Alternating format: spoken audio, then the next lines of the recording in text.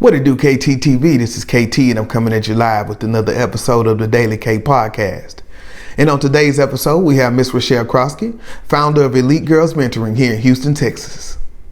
Miss Croskey is going to talk to the KTTeeV audience about why she created Elite Girls Mentoring, how young ladies can be a part of this organization, some of the leadership and empowerment programs within Elite Girls Mentoring, and more. Stay tuned.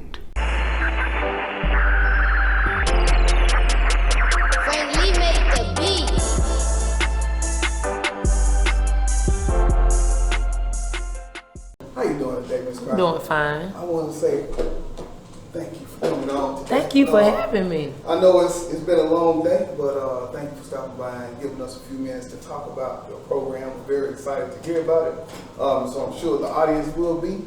And jumping right into the interview, can you just give me a little bit of background about you and how you got into this line of work with the girls? Yeah, so initially I am born and raised in Birmingham, Alabama. Come on now. I always say that I am down south. I went to college in Mississippi, raised in Birmingham. Freshman year of college, I moved to New Jersey with my family, and then I decided that I wanted to come back down south with the opportunity then with the company I was working with, and I moved to Atlanta.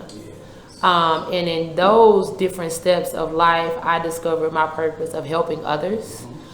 Specifically being an advocate for girls. Growing up, I did not have any biological sisters, so I always wanted that sisterly network. And so I joined a sorority and realized during that journey, like, you know what, there are other girls that are out here like me that come from Birmingham that need the resources, so let me tell my story and be able to empower them on that journey. Wow, that's awesome. And so how long have you been doing the program? So we've been doing the program operating for about a year and a half. Yes. I have been developing the idea for about 5 years. I've been in Houston almost 2.5 years, and it wasn't until I came here to Houston, being in education, that I realized, you know what, being a teacher in the classroom is something more that I need to give to my students. And so that's where the birth of Elite Girls Mentoring came into play here in Houston, Texas. Yeah, so we got to go into that. What did you teach? I taught, it's interesting, my journey. Yeah. So I have a master's in CTE, so I've taught career technical education for years. Okay. Here in Houston, I have had a numerous of roles where I've taught college counseling, so helping student access the college journey through FAFSA, ACT, SAT, helping parents navigate that system. And then also I taught reading enrichment. So teaching students how to navigate through the STAR testing, which we all know here in Houston, that's one of those things that you gotta master the STAR. So those are the journeys of the subjects that I taught. Well, thank you for that. So now, as we get back into the Elite Girls Mentoring Program, talk to us about the acronym ELITE in itself. What does that stand for? So ELITE means empowering, limitless, intelligent, talented, and eclectic. And that was a piece of me on my journey of sisterhood with my sorority. Our line name is actually ELITE. And I was just so amazed by going through that journey, the different, factors of how we were all eclectic in a sense. We were different, but at the end of our journey, we were bound together as sisters. So I decided to take that acronym, but switch it up just a little bit in the contents of a teenage acronym of empowering girls to be the best that they can be, showing them that they are limitless and there's no limits that you can place on yourself. Also letting them know that intelligent, meaning that your education is power and you always have a gateway through education. Letting them know that being talented, like whatever talents you possess, owning those talents and crafting those talents into being you. And again, being eclectic. You don't have to be anyone else. You are destined to be you, and whoever you are, that is what makes you great. Come on, man. Nobody like it. Okay, I love it. Love the mission. And I like that you talked about just being you and doing your craft, and your education is what do it. Because I do a boys club, so we just had someone to come the other day. They talked about education, and so then they talked about a job. And so we had to have that conversation. Well, what's going to get you out of politics? Your education or your job? Right. And so just keeping that at the forefront, I commend you for that. So as young ladies join, what kind of programs and support do you offer within the Elite Girls Ministry? So first and foremost, our mission is to build sisterhood, develop leadership skills, and then to cultivate that academic excellence so that girls are able to pursue their future aspirations, as you were saying about your boys club and knowing the difference between education and then the job, right?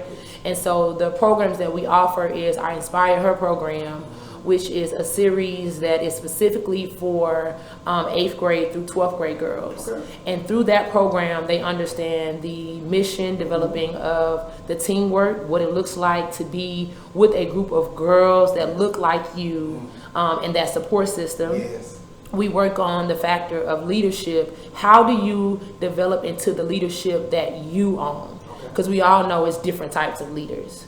So we make sure girls understand their specific type of leadership. Also in the Inspire Her program, we work on professional etiquette.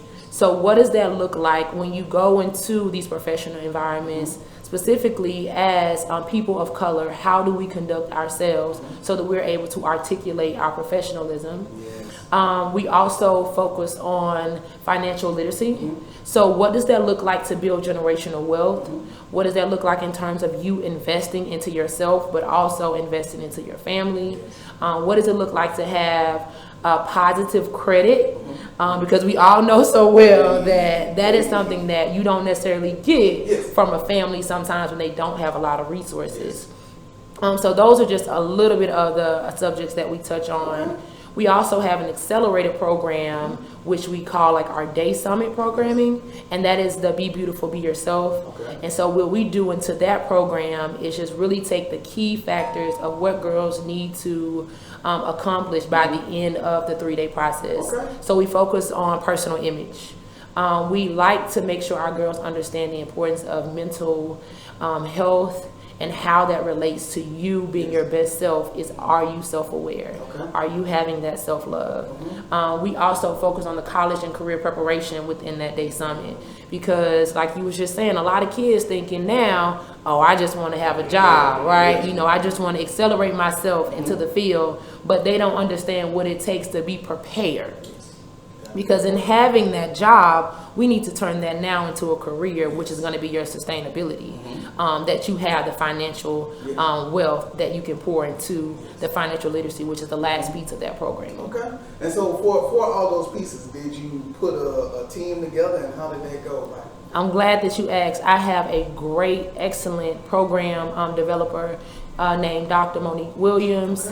She is actually a Houstonian, as you guys say here in Houston.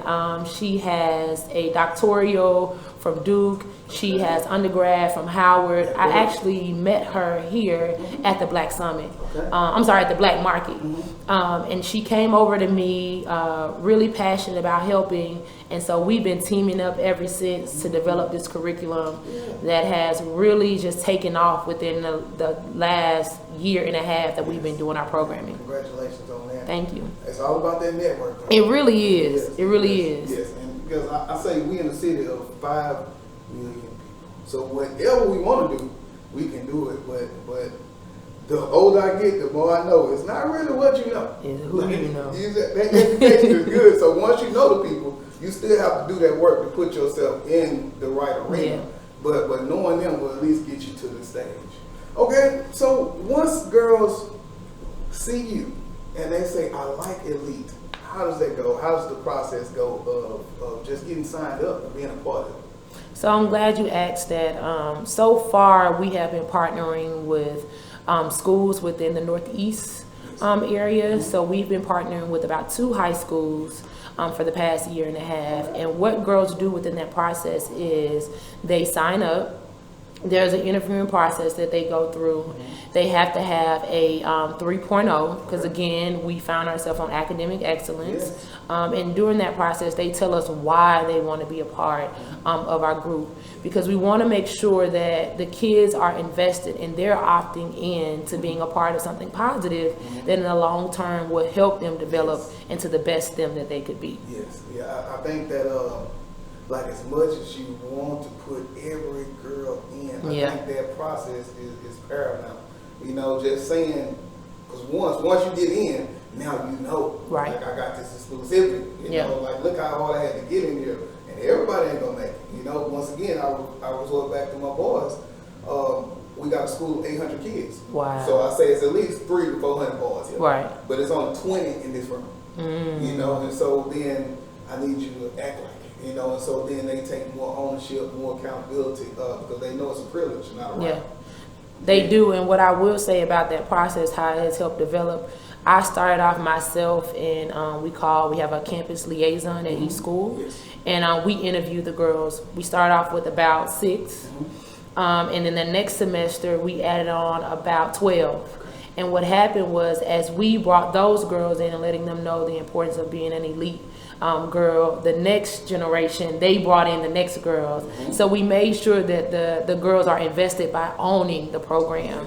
So we always let them know, like, you're the pioneers of this. So you want to make sure that as you create your sister circle, as we say, that these are people that have like minds as yourself, so that you can continue to grow that and continue to empower others. So as you grow the young ladies, and just think about it could be one or more. Right. What kind of changes have you seen in the young ladies? Like, let's say from the way they come in to the way they leave. What have you been seeing? Wow. And I say this with all transparency. Going into this, I didn't necessarily have a concrete view of the girl that I wanted, if that makes sense. But in cultivating the group, starting off, like I said, those 5 girls, 1 school, and our demographic is mixed. So we have literally 50% African American girls, 50% Hispanic heritage descendant. And then what happened was they were split in the group. Okay. But me not understanding the severity of that, I'm just like, okay, it's going to get better, right? But then as we beginning with our programming, these girls begin to mesh together.